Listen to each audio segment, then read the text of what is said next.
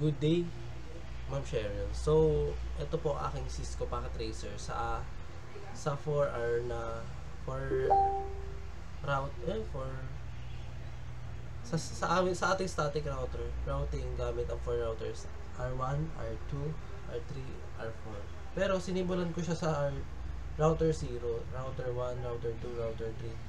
So, nag-start ako, nag-add ako ng PC from PC 0, 1, 2, 3, 4, 5, 6, 7.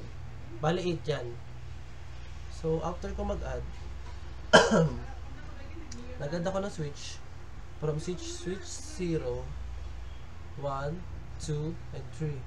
So, 2960 switch ang ginamit ko. And sa router naman is routers from router 0, router 1, router 2, router 3. 4 routers. 1841 routers ang ginamit ko. So, after nun, pagka-add ko ng mga ito, kinonect ko na sila sa kanilang mga kinonect ko na sila sa switch. Dito sa switch. Pagka-connect ko, hinindot ko tong dilaw. Yung fast internet connection. Fast internet fast internet 0.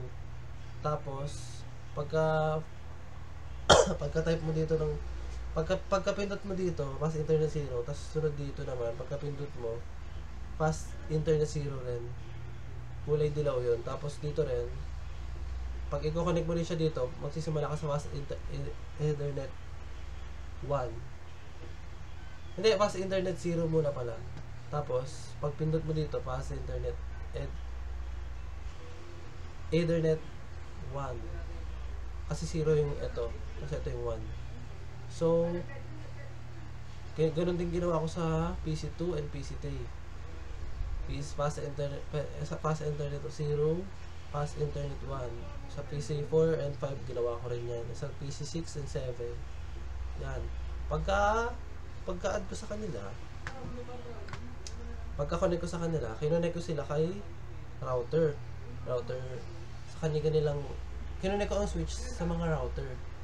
Sinimula ko dito sa from switch 0 to router 0. Pinindot ko lang ang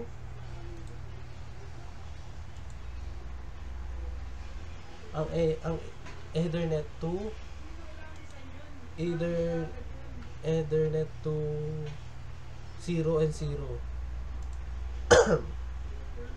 So, ganun ginawa ko rin sa switch 1 and router 1. And sa switch 2, router 2, switch 3, router 3. After ko sila i-connect, kinonect ko na sila from di ko muna pala sila connect. Tinesting ko kung ko-connect hindi. Kinonect ko muna pala tong mga router sa kanilang para pagsabay-sabay sila. So, gumamit na ako pumunta ako sa config and pinindot ko tong WIC2T. Pagka-pindot ko, switch off ko muna tong pagka-switch off ko, nilagay ko dito yung pinindot ko sa switch WIC2T. So, ganun lang din ginawa ko sa mga router 1, router 2, router 3. Pagka-connect niyan, pagka-pindot ko nun, kinonect ko na sila. Gumamit ako pinindot ko tong pula. So, pagka-connect ko nun, pinindot ko lang yung serial number. From serial 0 to serial 0, serial 01, serial 0, serial 00, serial 1, serial 0. So, ayun. After ko sila i-connect, connected na sila. And after ko sila i-connect, pinindot ko itong config and ayan. Naglagay na ako ng kanilang IP address and nag-note na rin ako dyan para hindi na rin ako malito kung ano IP address nila pag nag-i-input ako ng mga IP address number. Yung mga number na to. So, ayun yung mga nakatapat sa kanila, ayun yung kanilang IP address. So, ganun din sa itong 11.00, 11.01.1.1 is dito ko rin yung, kinonect ko yan using itong pula. Connected sila dyan. And then, so, okay na. Na-connect ko na sila na-connect ko tong mga to. After ko sila i-connect, nag-set na ako ng network. Simula kay router 0 to router 1.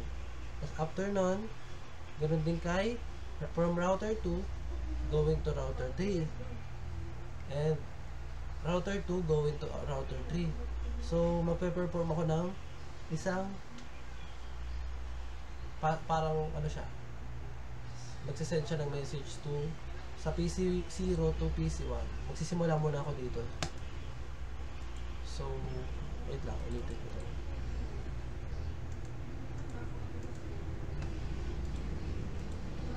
So, wait lang.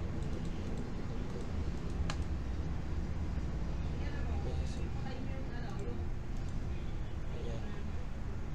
So, start simulation. And play. Ayan. Magsisend kayo PC1. So, magsasuccess yung after mag-send, magre-resend din si PC1 kay PC0. Tapos, eto na, magsasuccess na ang message. So, yung isang set naman na ginawa ko, yung magsisend ng message sa kahit anong PC. Magsisend ng message dito o kahit saan dito sa PC, from PC1 0 to PC2, PC0 to PC4, PC0 to PC6. So, gagawin ko siya ngayon. From PC0 to PC2. Ayan. So, start simulation. Ayan, magsisend si PC0 dadaan kay switch, dadaan kay router, and dadaan sa kay router 1,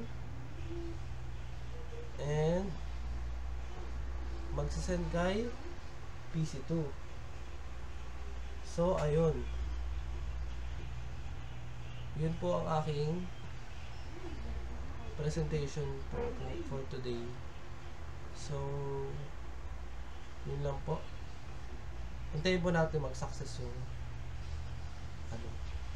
After mag-send kay PC2, ibabalik ni PC2 para mag-send din kay PC0.